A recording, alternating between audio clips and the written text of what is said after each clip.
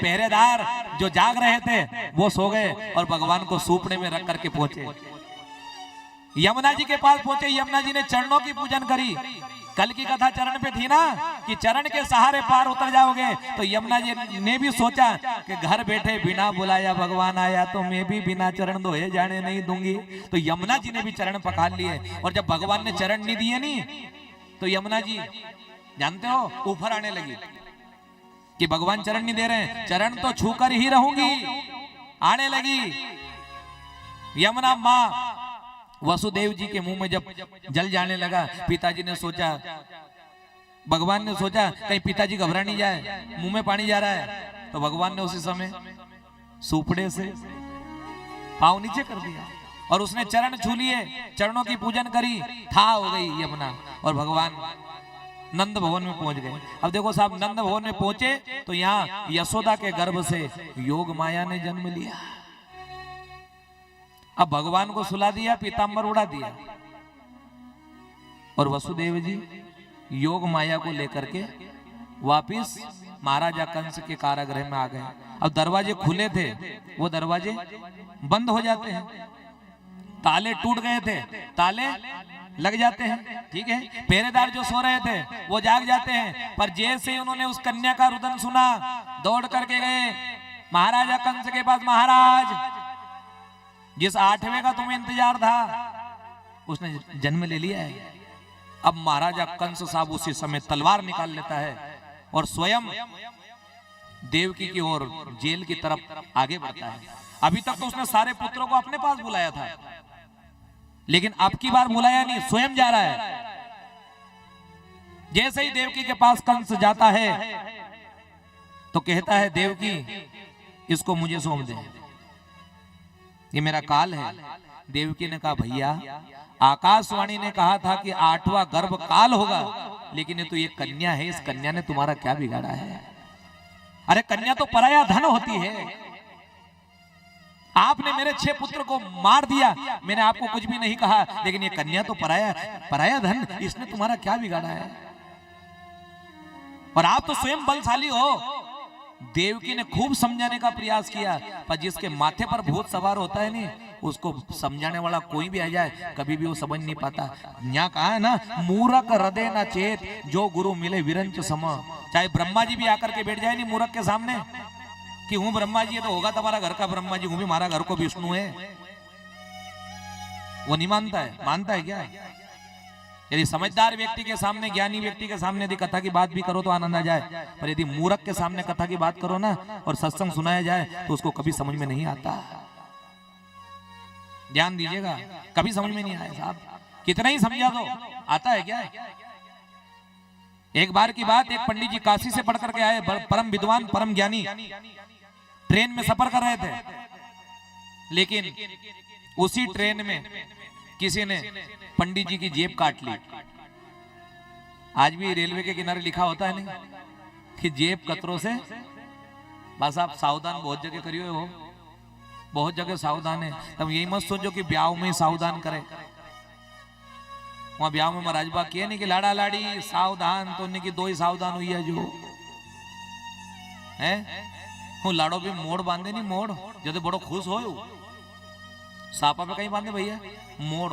पर आपने कभी देखा होगा, नहीं देखा होगा, ये सड़क जा रही है, गाड़ी आप चलाते हो तो कभी कभी आगे जाकर के बोर्ड पे लिखा होता है सावधान, आगे एक अंधा, बोलो मोड़ है। नहीं लाड़ा का माथा पे भी कहीं है मोड़ है। तो ये जो सड़क में सावधान करे नहीं, जब वहां मोड़ बांधने भी किए ब्राह्मण देवता, सावधान, ब्याह का बात थारी जिंदगी में भी आगे एक मोड़ है। अभी तो जिंदगी तू तेरे हिसाब से जी रहा है, लेकिन आगे बोलो मन से जी नहीं सकता। अन देखो विदा हो जब छोरी कितनी जोर जोर से रोए हैं, अन बापड़ा के वो गठजोड़ा बांध दिया, अन ऊंजू पकड़ी ने उबो रे बिल्कुल चुपचाप अपना हसो मुंडो करे। तुम देख जो ना लाड़ा बनी, देख जो तो सही, घोड़ी पे बैठे जब तो बड़ो खुश रे कि नहीं रे, घोड़ी पे खुश। और उसके मित्र यार दोस्त जब नाचते हैं नी डीजे पर, जब भी खुश, पर जब विदा हो नहीं, जब बापड़ो आसो यूं पकड़ ले, અને ઓકો મુંડો દેખજો તમે, દેખને કાબિલ રે। वो छोरी रोए, कदी बाप से मिले ने रोए तो कदी भाई से मिले ने रोए, कहीं और अड़ोस पड़ोस की कदी नहीं आती हो ने रोनो नहीं आए तो भी जो बगल में रहनी वही पहले ही चालू कर दे।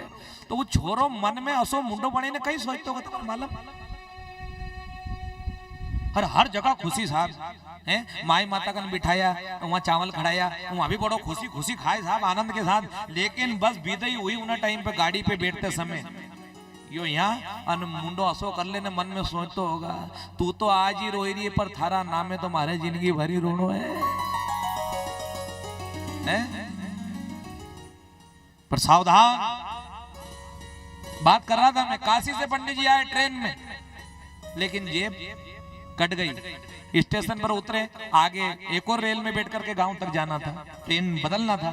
लेकिन अब करे क्या, विद्वान थे बेचारे। अब बिना टिकट सफर करना ठीक नहीं है ना। पंडित ने सोचा टिकट लूं काहे से, अपने पास तो कुछ है नहीं।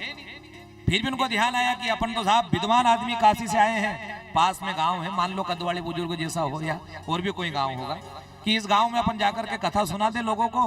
कथा सुनाएंगे तो अपने पास चढ़ोतरी आ जाएगी, इसी के सहारे अपन अपने गांव तक पहुंच जाएंगे। अब पंडित जी जैसे ही गांव में आए तो उनको क्या पता था कि पूरा गांव मूर्खों का गांव है। यहाँ कोई भागवत को नहीं जानता, कोई भागवत को नहीं समझता। लेकिन फिर भी पंडित जी गए और जाकर के उन्होंने जो गांव का मुख्य है पटेल, पहले उनके पास जाता है, कोई भी हो जो गांव का मुख्य आदमी होगा उसके पास जाया जाता है नहीं। पंडित जी वहीं गए। पटेल साहब उसी समय फरसी के ऊपर बैठे थे। कहाँ? फरसी पे। पहला का लोगों ने बोला अलग तरह का था साहब। फरसी पे बैठी रिया अने दातुन करी रिया।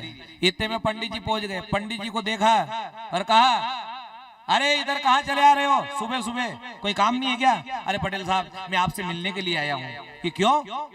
मैं आपके गांव में भागवत करना चाहता हूँ।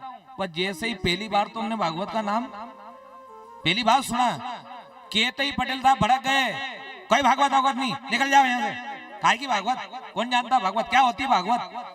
पंडित ने सोचा पटेल ने ना तो बैठने की ना पानी की पूछी, ना चाय की पूछी, इतने तो सीधे कहते निकल जाओ, काय की भागवत। पंडित ने सोचा साहब चलो, यहाँ कोई सार भी नहीं है। जाने लगे। इतने में पटेल के जो भी घर में बच्चे थे ना, छोरा छोरी था, उनने रोनो चालू कर दिया जोर जोर से कि भागवत जी तो देखांगे ही सही कसी है भागवत जी, भागवत जी तो देखांगे ही सही कसी है भागवत जी। छोरा छोरी तुम्हारे मालूम जीत करे तो लोट लगाने लगी जाएगी, लगा ही लगा। और जब तक आप उनको नहीं दिलाओगे, जब तक वो चुप भी होने वाले नहीं है। पटेल का सारा छोरा छोरी घर में लोट लगाए, भागवत तो देखांगे ही सही, दाई जी ने क्यों मना करियो, घरे बैठे आयो तो पटेल के घर वाले ने किए कि बोले लो आगो छोरा छोरी उन रोई रहा है, ये भी देखे लेगा कसी हुई भागवत जी। अब पत्नी का कहना मान लिया। किसने? पटेल ने कहना माना और कहा पंडित जी आ जाओ, बताओ भागवत कैसी है। पंडित जी ने सोचा कि थोड़ी दया पटेल के मन में आई है, ये सुनने के काबिल हुआ है। कहा पटेल साहब थोड़ा स्नान कर लूं, भगवान का पूजन कर लूं, तिलक लगा लूं, इसके बाद में मैं कथा प्रारंभ करता हूं।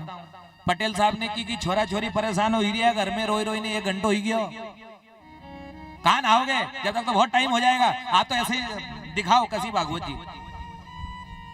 पंडित ने सोचा कि गजब का मूर्ख का काम है, अरे स्नान कर लूं, ध्यान कर लूं, फिर मंगलाचरण करूं, फिर करूं, पर ठीक पटेल ने का टाइम नहीं था हमारे पास, सुनाओ आप तो। पंडित जी ने पोथी निकाल ली, बैठ गए और मंगलाचरण किया उन्होंने। श्री गणेशाय नमः, हरे परमात्मने गोविंदाय नमो नमः। अब ऐसे मंत्र बोलने लगे, बहुत देर हो गई। अब उसको क्या मालूम कि भागवत जैसी होती होगी। और घर में जो छोरा छोरी था नहीं, उन्होंने रोनो चालू करियो और जोर से कि एक को नहीं बतायो कि भागवत कैसी है। जैसे गांव में भी कोई खेल करने वाला आता था नहीं आता था, तो पहले खेल दिखाया जाता था। अब इनने सोची वो भी कहीं को खेल होता होगा, कोई खेल होता होगा, दिखाओ। छोरा छोरी रोने लग गया तो पटेल बा का दिमाग खराब हुआ, उन्हें की दिखाओ नहीं। पंडित ने सोचा या कहीं करी हुई चालू करी तो रही है, जल्दी करो। अब वो बोलते जाते ना, पोथी खोलते जाते, बहुत देर हो गई, बहुत देर हो गई। जब पटेल बा को थोड़ा क्रोध आ गया तो पटेल जी ने जोरदार तमाचा पंडित जी के गाल पर जड़ दिया। अब जो काशी से पढ़ करके विद्वान आए उनने सोचा कि यहाँ ज्ञान काम आने वाला नहीं है, ये ना तो गणेश को जाने ना महेश को जाने, किसी को जानने वाले नहीं है। पंडित जी को आया गुस्सा और पंडित जी ने भी एक जोरदार तमाचा किसको, पटेल बा को जमा दिया। इतने में शोर शराबा हुआ तो गांव वाले लोग आ गए, पटेल बा को वार भरेगी हो।